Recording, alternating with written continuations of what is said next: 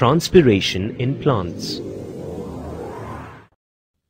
All plants from the smallest weed to the tallest tree, which is several meters tall, need water.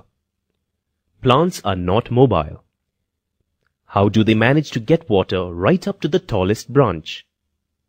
The roots of plants absorb water and mineral salts from the soil through the root hairs by the process of osmosis. Only a small percentage of this water is used by the plant. The rest gets evaporated from the surface of leaves. This evaporation of water from the plant is called transpiration.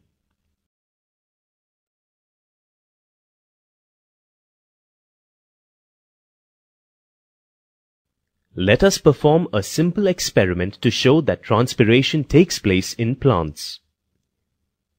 Take a medium-sized, well-watered potted plant. Cover it with a transparent polythene bag A and tie its mouth at the base of the stem. Next to the potted plant, place an empty polythene bag B with its mouth tied. Expose this setup to sunlight for an hour or two. Drops of water will appear on the inner side of the bag A. The polythene bag B will not show any water drops in it. The leaves give off water vapor, and due to condensation of the water vapor, tiny drops of water get collected. This experiment shows that plants give out water to the atmosphere through transpiration. There are three types of transpiration depending on the site of transpiration.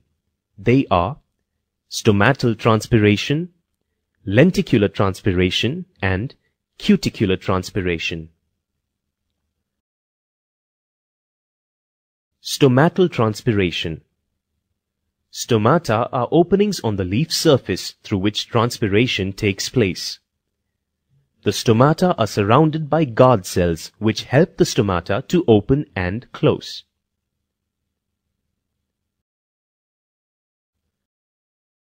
Lenticular transpiration. Lenticels are minute openings on the stem, and a small amount of water is evaporated through them. Lenticels are less in number compared to the stomata.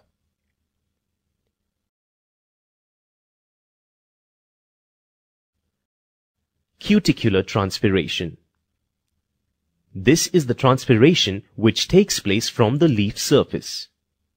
Leaves are covered by a waxy layer of cuticle.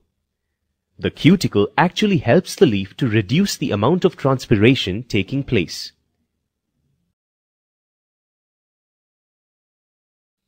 Water is absorbed by the root of a plant. The tiny root hairs help in absorption. The water is then conducted to the upper parts of the plant through the xylem.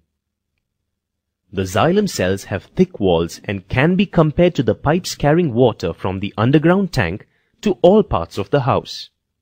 The mesophil cells in the leaf have large intercellular spaces between them. The evaporated water vapor collects here and goes out through the stomata, which open and close periodically. Water is also evaporated from the surface of the leaf through the cuticle. When the water from the outermost layer gets evaporated, it absorbs water from the layer of cells below it, and this process creates a pull by which water gets pulled up through the xylem. Transpiration is very important to plants, as the transpiration pull helps in water rising to the leaves against the force of gravity. This activity will show us that both surfaces of the leaf do not transpire at the same rate. We use cobalt chloride paper to test for the presence of water. Cobalt chloride paper, which is normally blue, turns pink when it comes in contact with water. Take 2 strips of cobalt chloride paper and place them on either surface of one of the leaves of a potted plant.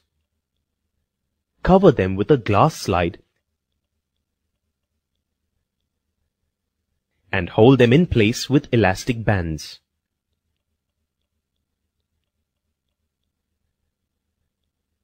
Leave it for an hour. Now remove the strips and observe them closely. What do you see? The strip placed on the lower surface turns more pink than that on the upper surface. This shows that transpiration is more on the undersurface than on the upper surface. Do you know the reason for this?